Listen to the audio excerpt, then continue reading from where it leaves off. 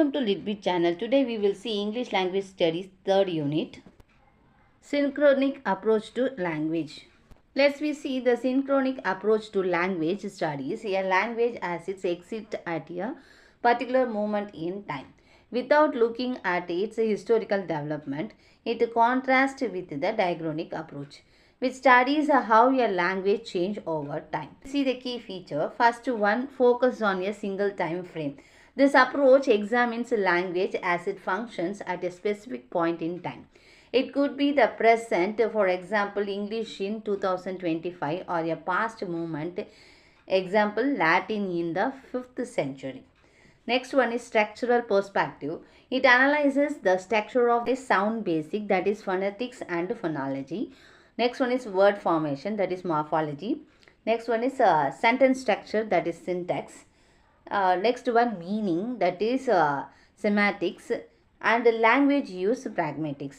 For example, instead of tracing the history of English vowels, a synchronic studies would describe how they are pronounced today. Descriptive rather than historical. That means instead of focusing on how a language evolved, it described how it currently works.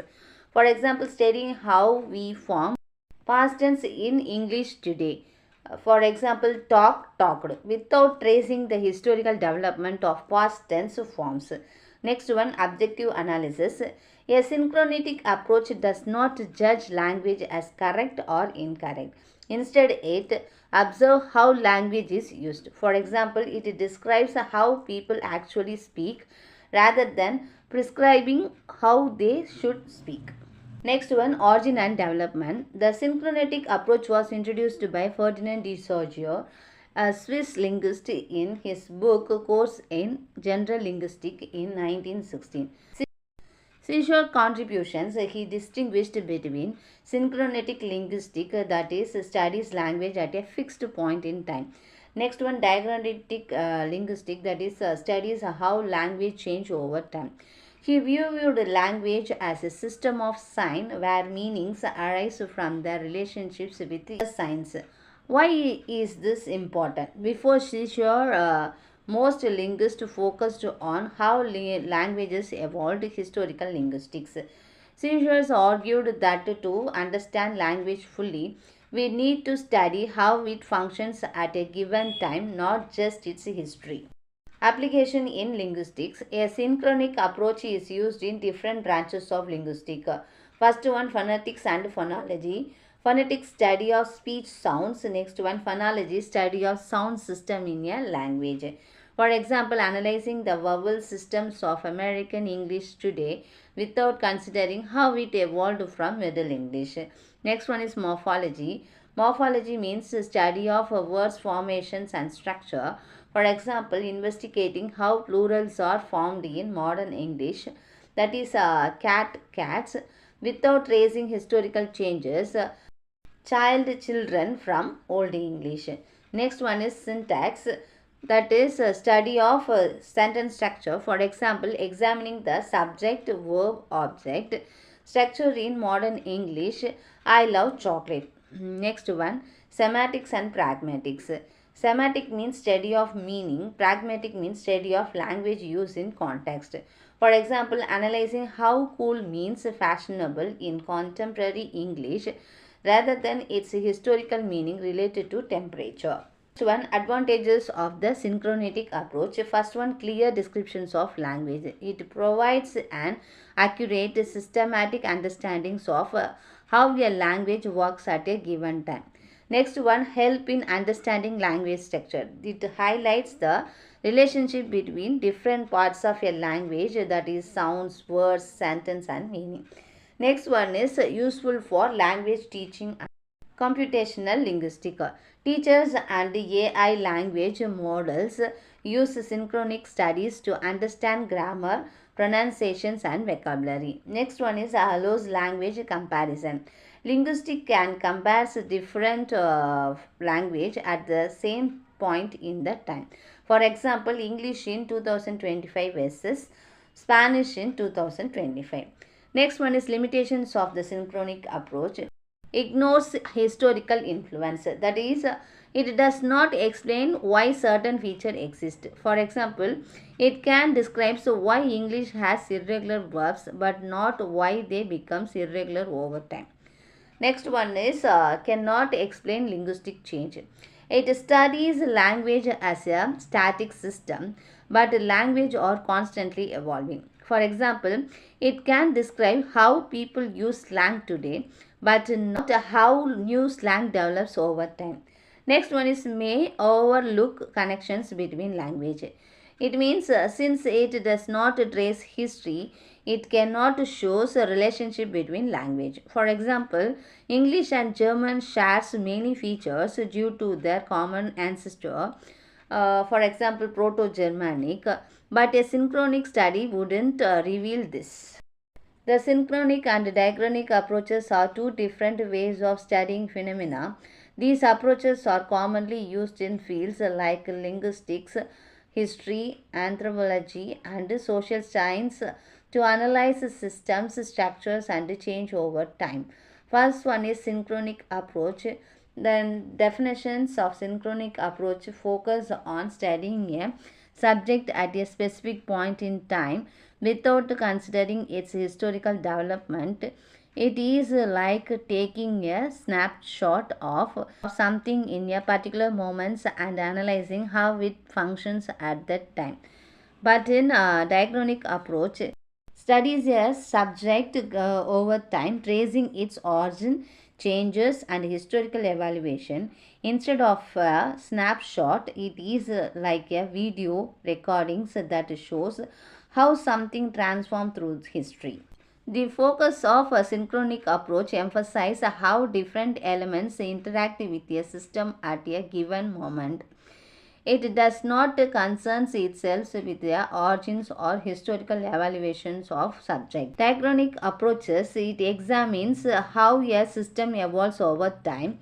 It investigates the causes and consequences of changes in the subject. Examples in synchronic approach, the Swiss linguist Ferdinand de Saussure, who is considered the father of modern linguistics, promoted this synchronic approach. For instance, if we analyze the grammar, pronunciations, and vocabulary of modern English without considering how English has evolved over centuries, we are using a synchronic approach. Examples in linguistics, a diachronic studies would explore how Old English evolved into modern English. This includes analyzing the influence of Latin, Norse, and French on English vocabulary and grammar over centuries. Examples in history, if a historian studies the political structures of Europe in 2020, focusing only on the government's institutions and polities as they exist in that year, without looking at how they developed, this is a synchronic analysis. A diachronic study of democracy would not just focus on how democracy functions today. Instead, it would explore. In ancient Greece, the birth of democracy in Athens, the Roman Republic, democratic elements in Roman governments, the Enlightened era, how ideas from philosophers like John Montesquieu shaped modern democracy. In modern times, how democracy has shaped and adapted worldwide. So, which approach is better? Both approaches are valuable and often scholars combine them to get a more complete understanding. A synchronic approach helps in understanding how a system functions now. A diachronic approach helps in understanding why a system is the way it is by looking at its history. For example, to understand modern democracy, one can next use synchronic approaches to examine current political system. Use a diachronic approach to study its historical evaluation. Whether we chose the synchronic or diachronic approach depends on our research goal. However, using both together often provides the richest insight into any subject. In conclusion part, the synchronic approaches is essential for understanding how language functions at a specific moments. It provides a clear and systematic way to analyze linguistic structure, making it useful for. First one is language teaching. That it useful for language teaching, computational linguistic, that means AI, machine translations, etc. Next one is semantics, that is study of signs and meanings. However, it does not explain language evaluation. That's why linguistics often combine synchronic and diachronic studies to get a complete picture of language. Let's we see the next concept, word sentence utterance in the synchronic approach to language. In synchronic approach linguistic, we study language as it exists at the particular moment in time without considering its historical development. When analyzing words, sentence, and utterance, we focus on the structure, meaning, and functions within the current linguistic system. First, we will see word, that is a lexical unit. A word is the smallest meaningful unit of language that can stand alone. It is a lexical unit, meanings it carries meanings by itself. How are words analyzed in a synchronic approach? First one is morphology, that means word formation. Words are studied based on the roots, prefix and suffix. For example, unhappiness. Un prefix is happy root word, ness is suffix. Running. So run is a root word, ing is a suffix. Next one is syntax, that is a role in the sentence. Words are classified by the grammatical rule. First one is noun. It's a naming word, that is a person, place, things. For example, chair, teacher, school, like that.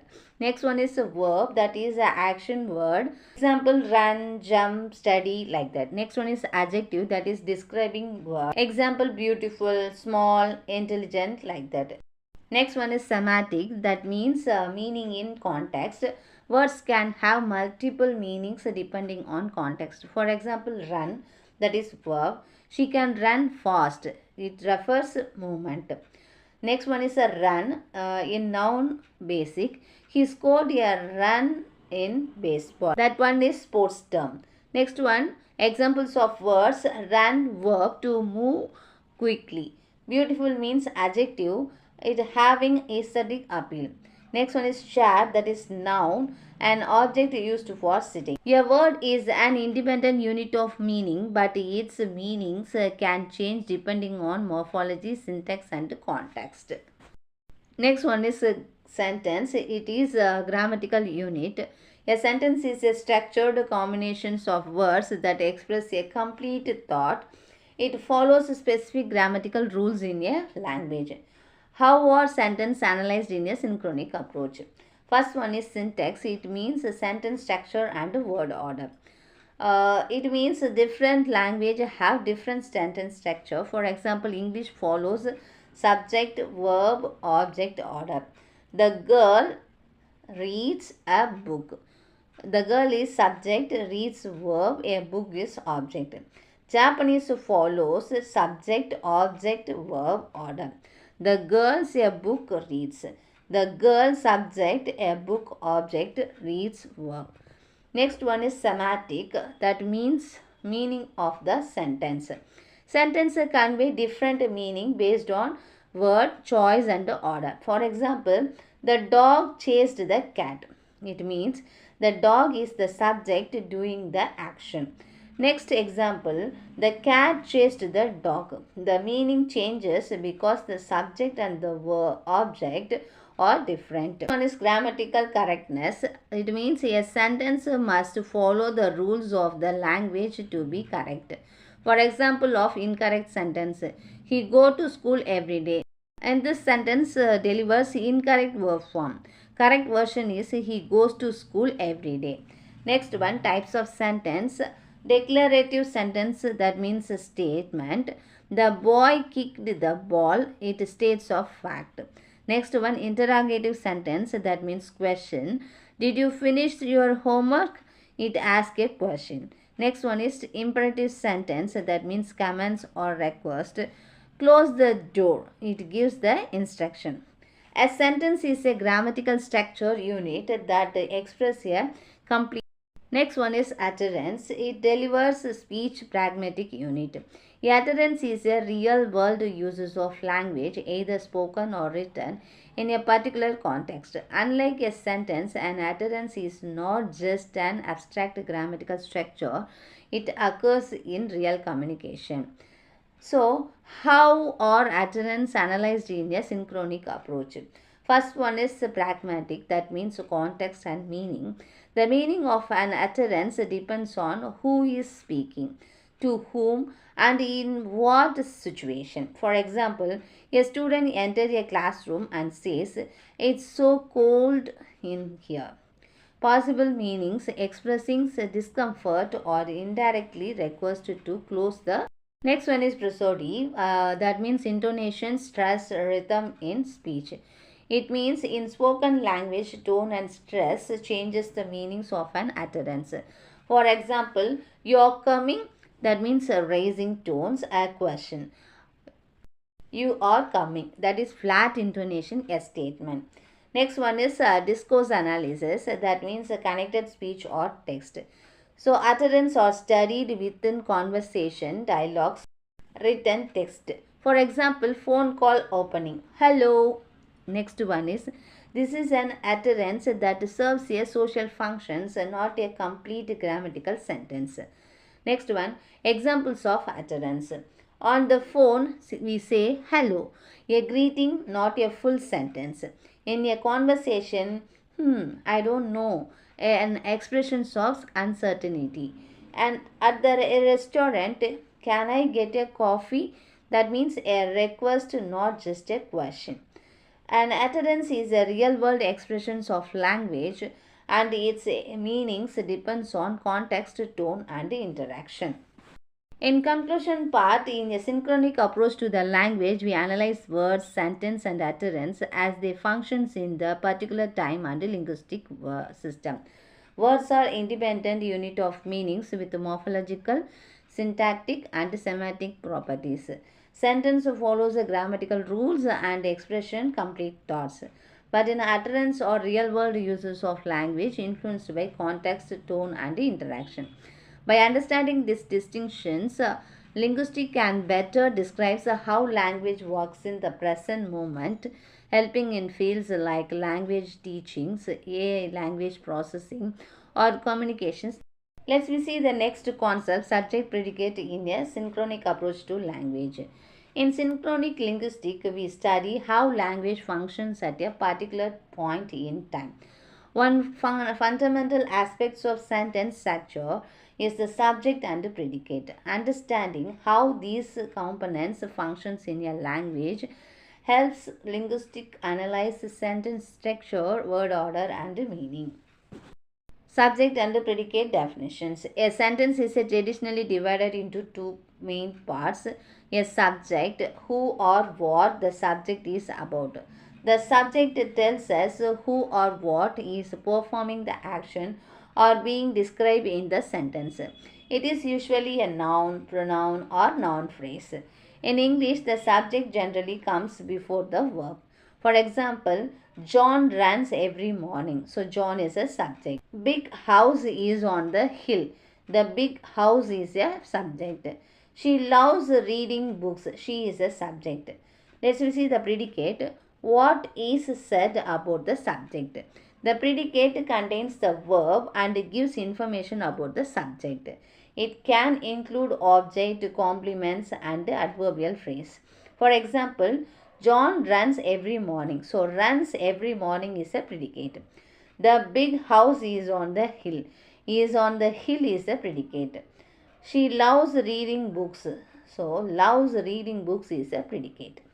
Examples in the synchronic approach. A synchronic approach analyzes how subject predicate structure functions in a language at a specific point in a time rather than how they evolved historically.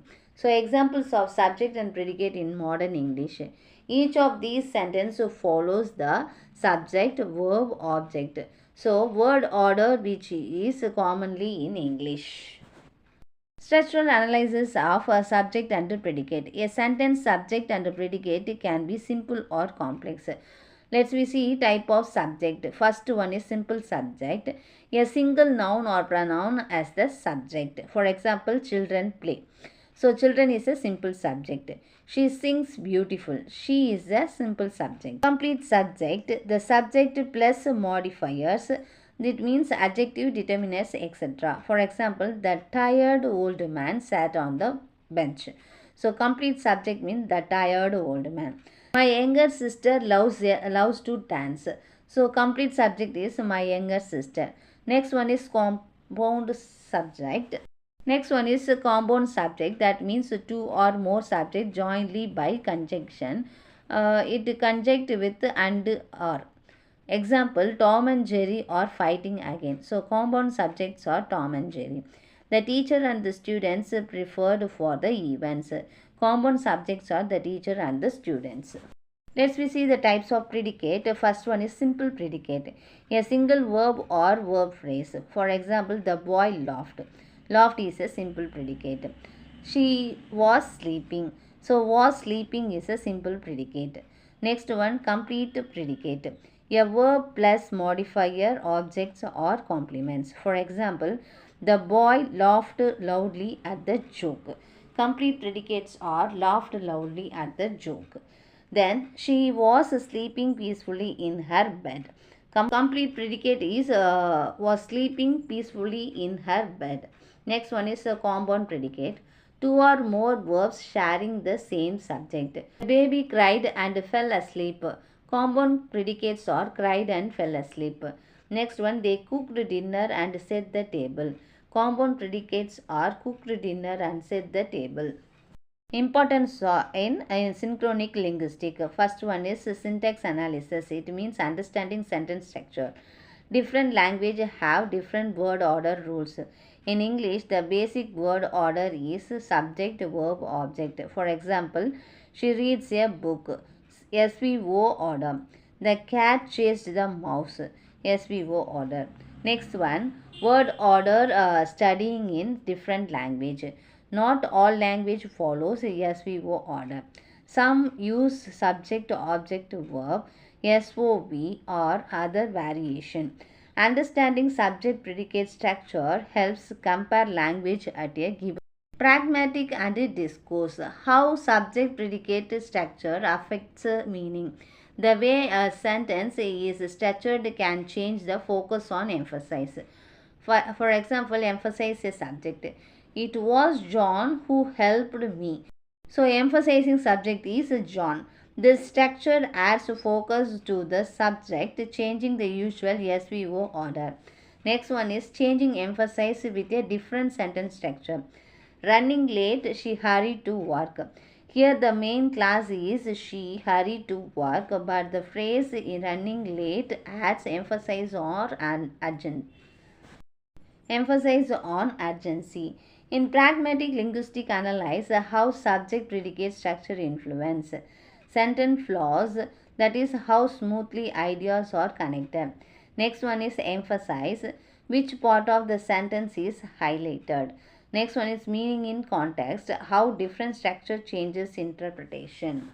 By studying subject predicate structure synchronically in linguistics can describe how a language functions today. Adding in language teachings, AI language processing and translation studies. We see next concept, sentence structure in the synchronic approach to language. A synchronic approach to language examines how sentence structure functions at a specific point in time rather than how they evolved historically. This method helps linguistics analyze word order, syntax and grammatical rules in a language as it currently exists. First one, components of sentence structure. Every sentence consists of two main parts. The first one is subject, who or what the sentence is about. The subject is a noun, pronoun or noun phrase that performs an action or it is described in a sentence. It typically appears before the verb in English. For example of subject, dog barks at strangers. Dog is a subject. She loves reading. She is a subject. The old man walked slowly. The old man is a subject. Next one is predicate. What is said about the subject? The predicate contains the verbs and additional elements like object, complements or adverbial phrase. It provides information about the subject, action or state. For examples of predicates, dog barks at the stranger. Barks at stranger is a predicate. She loves reading. Loves reading is a predicate.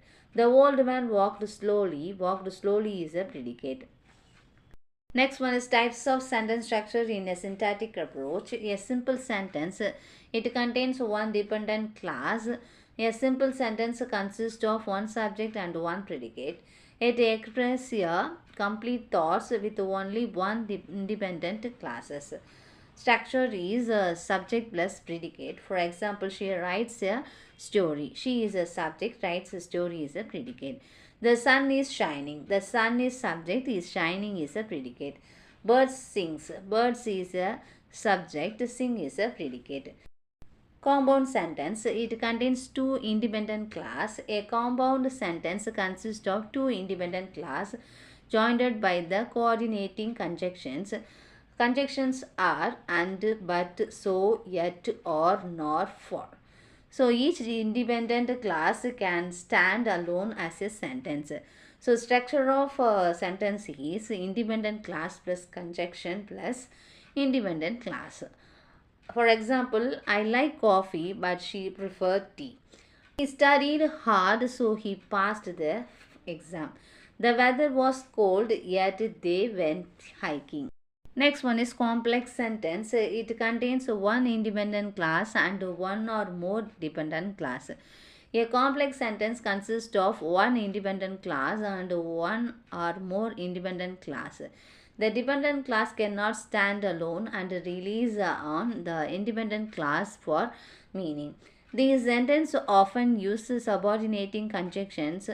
That conjunctions are because, although, since, if, when, unless, while, after, before. The structure of the complex sentence are independent clause plus independent clause. Examples: although it was raining, they went outside. She didn't come because she was sick. If you work hard, you will succeed. Next one is a compound complex sentence. It contains at least two independent clause and one or more dependent clause. A compound complex sentence is a combination of a compound sentence and a complex sentence. It has at least two independent clause and at least one dependent clause. Compound complex sentence structures is independent clause plus independent clause plus dependent clause. For example, although he was tired, he continued working and he finished the project. She likes to read books, but she doesn't have much time because of work. I wanted to travel, but since my budget was tight, I stayed home. So, sentence structure. To further illustrate how sentence structure functions in a synchronic analysis, how are more two examples of each type. These examples shows how sentence function in their current state without tracing historical change. Importance of sentence structure in a synchronic approach. Understanding synchronic patterns. Linguistic studies sentence structure to analyze how words are arranged in a language at a given time. This helps identify grammatical rules and sentence formation pattern. For example, she eats breakfast every morning.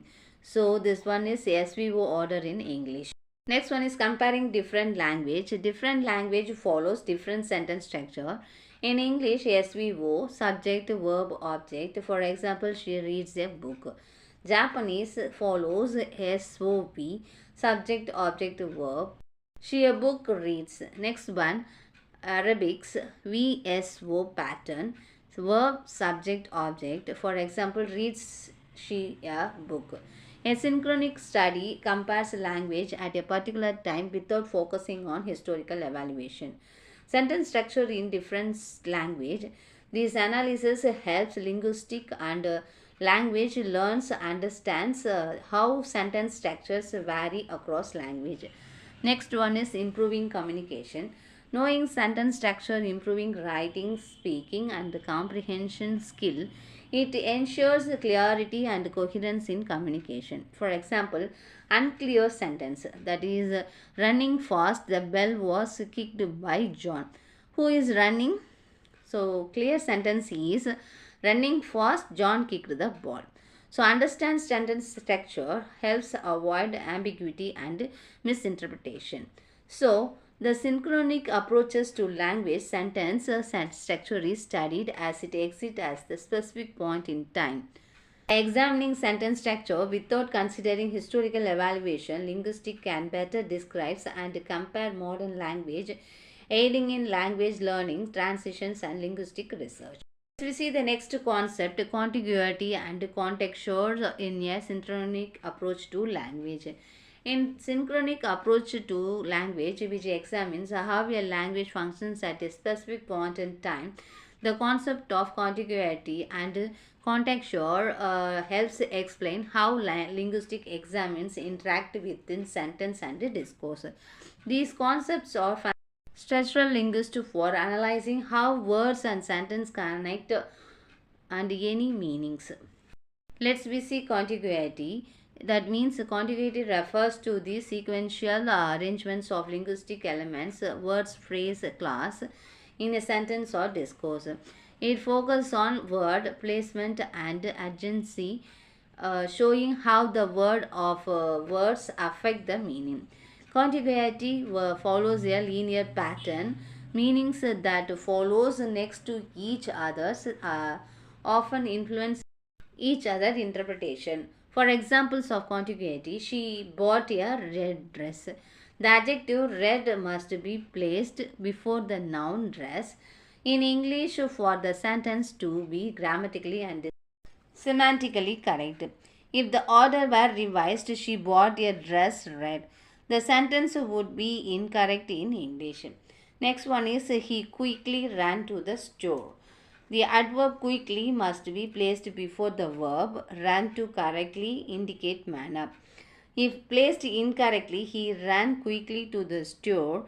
The emphasis changes slightly but remains grammatically. Next one is contexture, that means a hierarchical relationship. So, contexture refers to the grammatical and structural connection between word, phrase, and clause within a sentence. It focuses on sentence and how different parts of a sentence are logically and structurally linked. Unlike contiguity, which is about linear word order, contexture shows how words class depend on each other for meaning. For example of contexture, the man who lives next door is a doctor. The phrase who lives next door is a relative class that provides extra information about the man. This phrase is structurally dependent on the man and cannot stand alone. Next one is she believes that he will succeed. The subordinate class that he will succeed is an object of the verb believes. Without the S class, the sentence lost its full meaning. Let's we see the contiguity examples. For sentences, she picked up her pen and started writing. So let's we see analyze this sentence. The word pen is contiguous, closely related to the action writing because a pen is directly associated with writing. Suppose a metonymic relationship where meaning is linked through real world connections. If the sentence were rearranged as she picked up her pen, started writing, and then took a sip of coffee, the contiguity between pen and writing would weaken because another action took a sip of coffee interprets their connection. In contextual example, sentences the teacher who was known for her strict rules walked into the classroom. Let's we see analyze the sentence.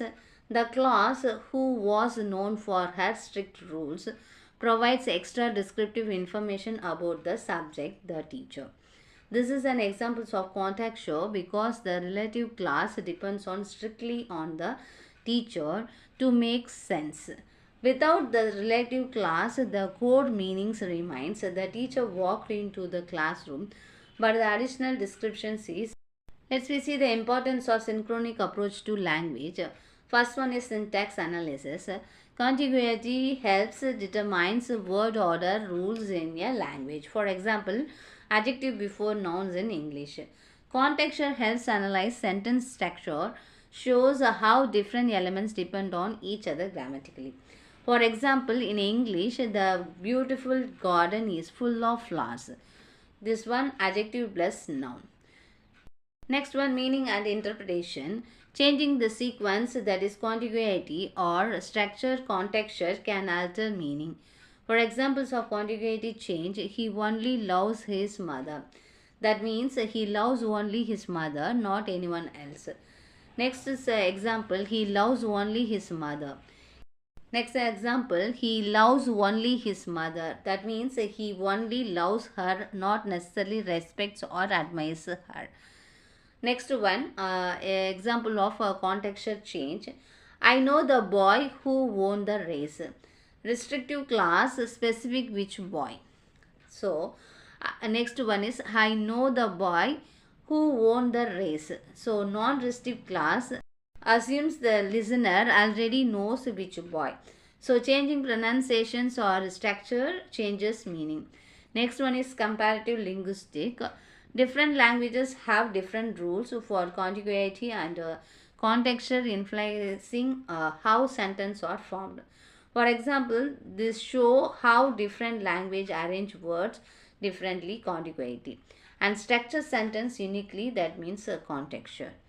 By studying contiguity and contexture without focusing on historical evaluation, linguistics can better describe sentence structure, adding in language learning, transitions, and linguistic research. Let's see the next concept, agreement of various units in a syntagmatic structure in the synchronic approach to language. Synchronic approach to language, which studies a language at a specific point in time. The syntagmatic structures refers to the linear arrangements of a linguistic unit. That means such as words, phrase, and class that forms grammatically correct sentence.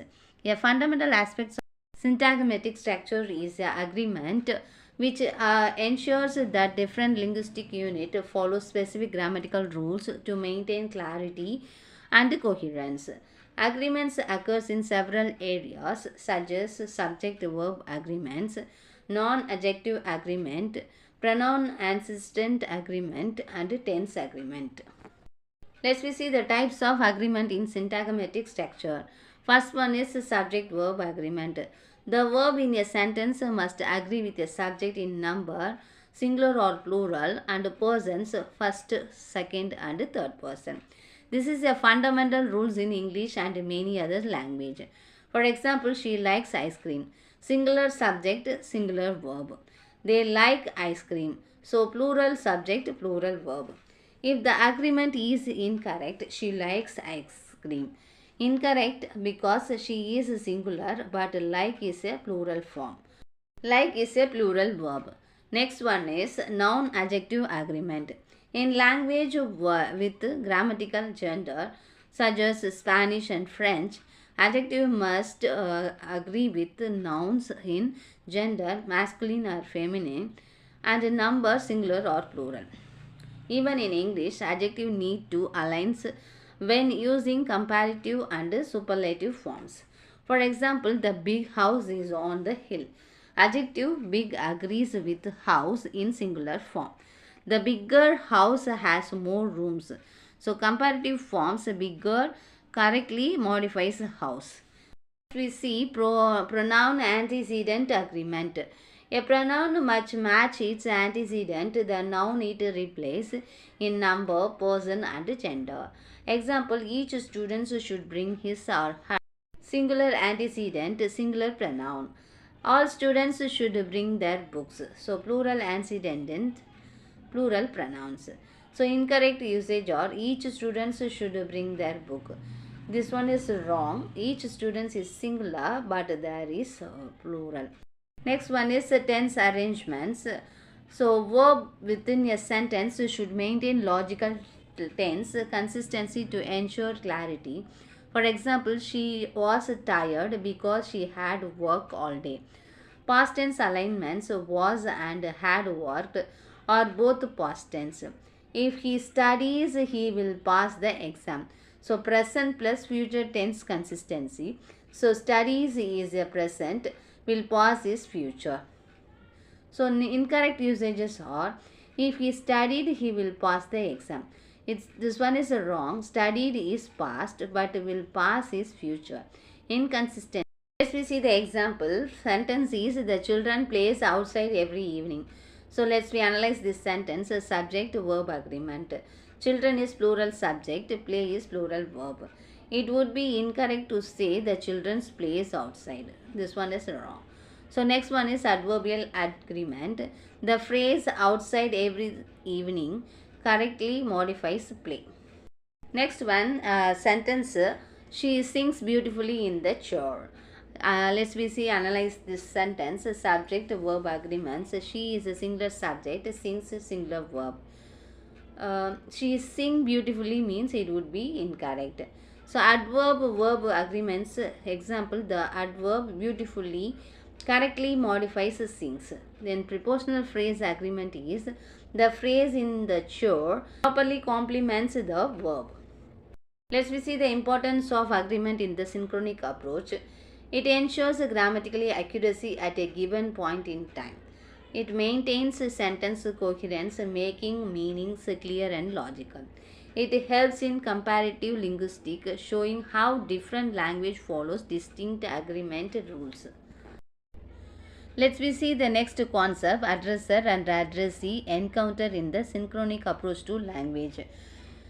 In the synchronic approach to language, which studies language at a specific point in a time, the interaction between the addresser, that means the speaker and writer, and the addressee, listener and reader, is crucial in understanding communication's meaning and discourse structure. The addresser, that means sender of the message, includes linguistic elements. They are words, sentence, tone to convey meaning. The addressee, that they are a receiver of the message, decodes and interprets the message based on context, shared knowledge and grammar. Next one is interactions is important in pragmatics, discourse analysis and semantic. Help us study speech acts, politeness strategies and social interaction. Components of addresser-addressee encounter. Contextual influence. The interactions depends on social context, cultural norms and linguistic conventions. For example, polite request in a formal setting. Could you pass me the salt? Next one is a direct command in an informal setting. Give me the salt. Both convey the same idea, but the tone and politeness change based on context and social norms. Next one is linguistic choice, that means formal versus informal. Different registers and sentence structures are used depending on the relationship between addresser and addressee. For example, formal one, I would appreciate it if you could send me the report, that is a business email. In informal way, hi, send me the report, that is a casual conversation. Next one is a pragmatic strategy. Speech acts, that is a request, commands, apologies, greetings, defines how the addresser and addressees interact. Non-verbal clues or gesture, intonation also play a role in speech language. So, for example, apology, social politeness, sorry, I didn't mean to interpret.